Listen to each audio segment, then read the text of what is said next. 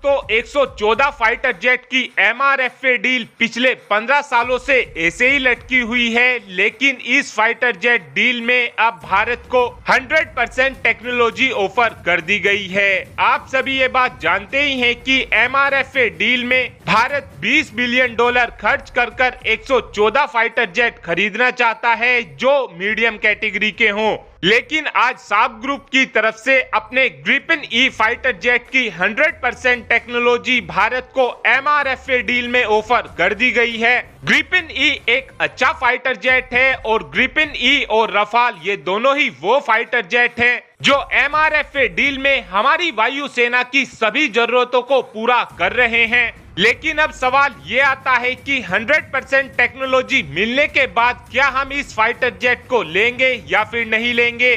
तो जैसा कि मैंने आपको शुरू में ही बताया था कि इस डील के अंदर हमारी वायुसेना मीडियम कैटेगरी के फाइटर जेट को लेना चाहती है। हमारी वायुसेना उन फाइटर जेट को मीडियम कैटेगरी की श्रेणी में रखती है जिनका वेट 28 टन के आसपास हो।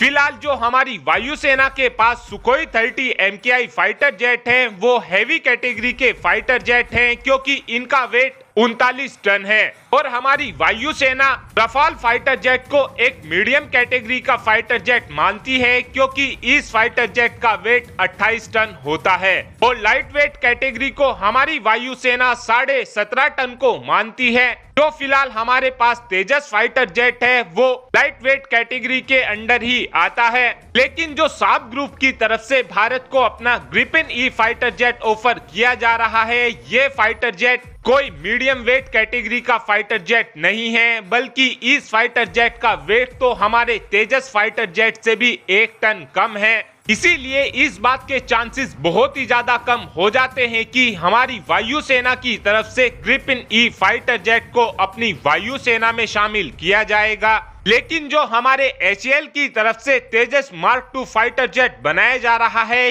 ये एक मीडियम कैटेगरी का फाइटर जेट होने वाला है। और सबसे खास बात तो हमारे तेजस मार्क 2 की यह होगी कि इस फाइटर जेट के अंदर भी वही F414 इंजन लगा होगा जो फिलहाल ग्रिपेन ई फाइटर जेट में लगा हुआ है। लेकिन हमारा Tejas mark 2 Gripen E fighter jet से ज्यादा शक्तिशाली होने जा रहा है क्योंकि इस फाइटर जेट को हमारी वायुसेना की जरूरतों के हिसाब से ही बनाया गया है।